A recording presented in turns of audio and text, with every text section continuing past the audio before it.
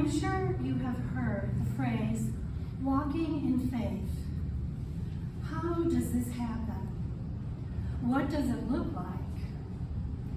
Let me share with you some of the ways you and I can walk in faith.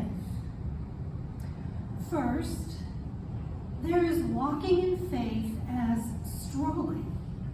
This is a casual approach to faith and spirituality. Frankly, this probably describes most of us most of the time. I call this cruise control Christianity, which is self-explanatory. The strollers among us know who we are. We're just out for a walk, nothing urgent. We just hope someday Jesus will cross our path.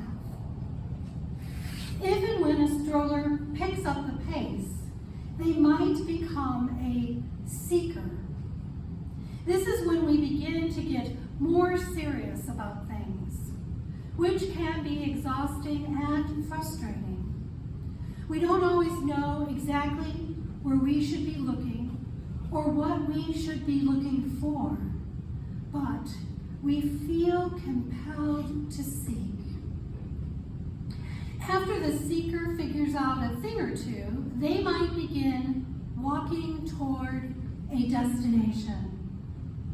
Just as a literal walker tries to get to a specific place, the follower of Jesus is trying to get to a specific place in their spiritual walk. There is some variation about a possible destination, however.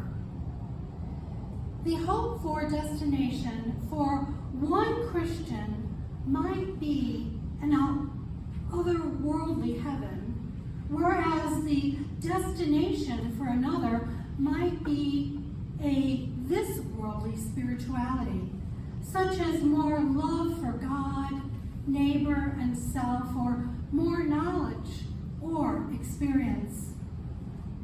Whatever the destination might be, walking in faith often consists of walking intentionally towards something specific. Similar to this is walking in faith with a purpose. To use the language of the Baptist pastor, Rick Warren, our lives and our congregations should be purpose-driven. This begs the question, what is our purpose? The answers may vary because every person receives a specific call tailored just for them, a spirit-generated purpose.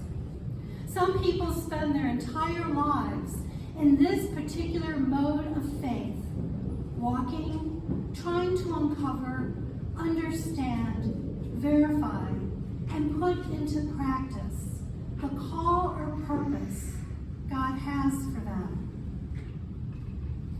And then there is Ralph Waldo Emerson, who threw a monkey wrench into all this by saying, it's not the destination, it's the journey.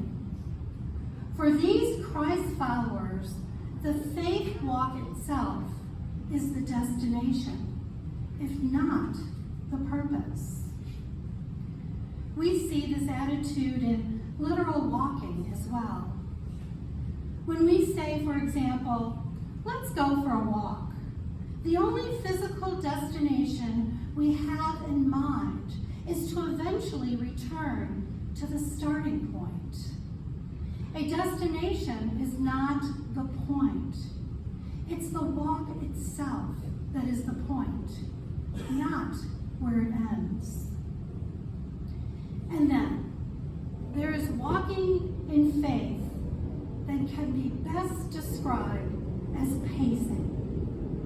Do any of you pace back and forth, wearing out the carpet or creating a worn-down trail in your backyard?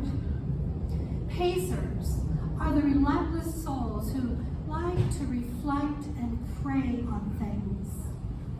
Pacers are usually good at praying. One writer said that when we walk with the intention of prayer and meditation, it is as if our legs are praying. Pacers tend to get a lot of exercise, literally and figuratively. They are the ones with those big spiritual calves. My final category of walking in faith is inspired by the gospel lesson today. Walking on water. In the story from Matthew 14, Jesus walks on water to the disciples' boat in the midst of a storm in order to rescue them. Not only does he walk on water, but he stills the storm. It's an incredible story, one that is hard to believe in a literal way. The most dramatic, if not comical, part of the story is Peter's attempt to mimic Jesus and walk on the water himself. For a split second, he seems to be successful until he notices the strong wind. At that moment, he is frightened and he begins to sink as he cries out to Jesus. This reminds me of the cartoon physics from my youth. A person or coyote runs off a cliff and is suspended in mid-air until he or she looks down. Then they fall. This is how the story describes Peter's failure to continue to walk on water.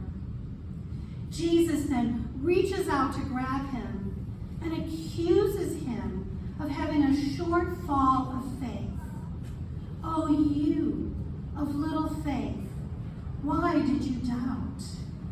He asks Peter. We've all been there.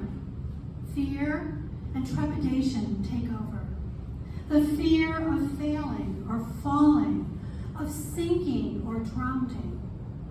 Usually, the person has to get over their fears, such as speaking in public, volunteering to teach a class, or starting a new ministry.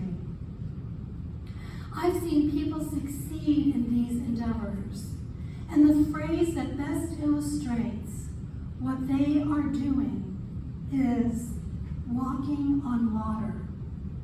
They are doing something extravagant that others would never expect of them. My family will tell you they never expected me to be a woman priest, but here I am. So, there is walking in faith, and then there is walking on water in faith. Pardon the pun, but this is a step up.